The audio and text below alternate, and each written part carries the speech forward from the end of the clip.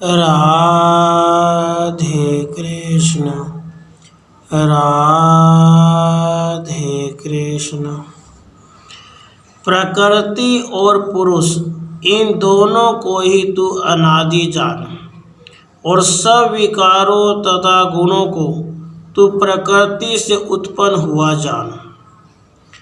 तू ऐसा जान कि एक दूसरे से संयुक्त हुए प्रकृति और पुरुष ये दोनों अनादि हैं तथा बंधन के कारण रूप इच्छा द्वेष आदि विकारों को और मोक्ष के कारण रूप अमानित्व आदि गुणों को तू प्रकृति से उत्पन्न जान।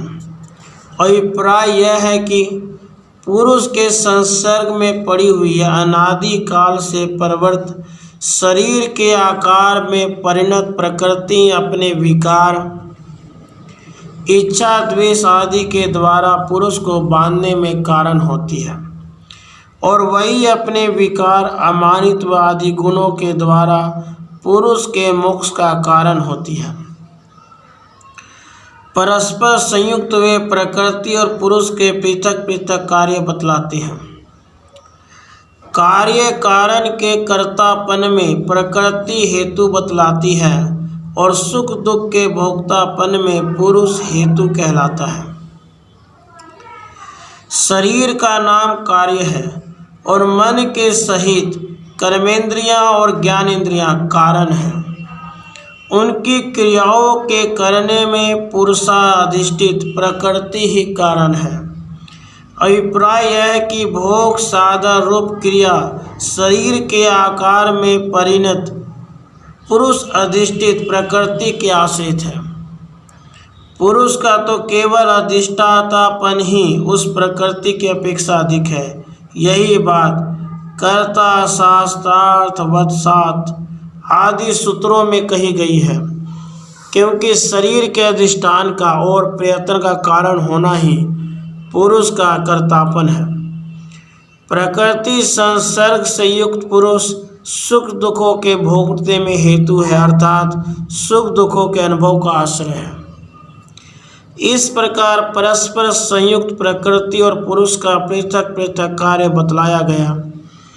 अब यह बतलाते हैं कि सब अपने स्वरूप का अनुभव ही जिसका एकमात्र सुख है, उस आत्मा को भी विषय जनित सुख दुखों का भोग होने में क्या कारण है। पुरुष प्रकृति में स्थित हुआ ही प्रकृति से उत्पन्न गुणों को भोगता है और गुणों का संग उसके अच्छे बुरे योनि में जन्मों का कारण है। गुण शब्द यहाँ गुणों के कार्यों का औपचारिक नाम है। स्वभाव से अपने स्वरूप का अनुभव ही जिसका एकमात्र सुख है, ऐसा वह पुरुष प्रकृति में स्थित होकर प्रकृति के संसर्ग से युक्त होकर प्रकृति जन्य गुणों को भोगता है, यानी प्रकृति के संसर्ग रूप उपाधि से उत्पन्न सत्व आदि गुणों के कार्य रूप सुख दुख आदि को भोगता है, उनका अनुभव करता है। प्रकृति का संसर्ग होने में जो कारण है उसे बतलाते हैं। पहले पहले वाली प्रकृति के परिणाम रूप देव मनुष्य आदि योनियों में स्थित यह पुरुष उन शरीरों में प्राप्त सत्व आदि गुण में सुख दुख आदि में आसक्त रहकर पुनः उनकी प्राप्ति के साधन रूप पुण्य पाप कर्मों में लगता है। फिर उन पुण्य और पाप कर्मों के फल भोगने के लिए अच्छी और बुरी योनियों में शुभ और अशुभ योनियों में जन्म लेता है। उसके बाद फिर कर्म करता और फिर उत्पन्न होता है। इस प्रकार जब तक अमानित्वादी आदि प्राप्ति के साधन गुणों का सेवन नहीं करता, तब तक ये आवागमन के चक्र में पड़ा रहता है। यही बात यहाँ कही है कि इस पुरुष के अच्छी बुरी योनियों में उत्पन्न होने का कारण गुणों का संग है। इस शरीर में यह पर पुरुष उपद्रष्टा अनुमंता भर्ता भोक्ता महेश्वर और परमात्मा भी है, ऐसा कहा गया है। इस शरीर में स्थित यह पुरुष शरीर की प्रवृत्ति के अनुसार किए जाने वाले संकल्प आदि रूप से शरीर को उपद्रष्टा और अनुमंता भी है। तथा शरीर का भरण पोषण करने वाला भी है, शरीर की प्रवृत्ति से उत्पन्न सुख दुखों का भोक्ता भी है। इस प्रकार शरीर का नियमन और धारण पोषण करने के कारण तथा शरीर का शेषी स्वामी होने से शरीर, इंद्रिय और मन का महेश्वर भी है। यह बात आगे भी इस प्रकार कहेंगे।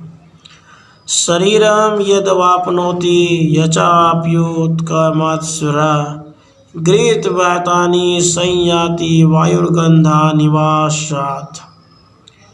तथा पुरुष इस शरीर में शरीर, इंद्रिय और मन के लिए परमात्मा ऐसा भी कहा गया है। शरीर और मन के अर्थ में आत्म शब्द का प्रयोग तो यहाँ समीप में ही ध्यानेनात्मनि पश्यन्ति केचात्मात्मना इस श्लोक में किया गया। अपि शब्द से प्राय किसी तरह इसको महेश्वर भी कहा जाता है। यह पर पुरुष यानी अनादि परब्रह्म आदि श्लोकों में जिसका वर्णन किया गया है, ऐसा यह अपरिच्छिन्न ज्ञान शक्ति युक्त पुरुष अनादि प्रकृति समंजनित गुण संग से इस शरीर मात्र का महेश्वर और शरीर मात्र का परमात्मा है। राधे कृष्ण राधे।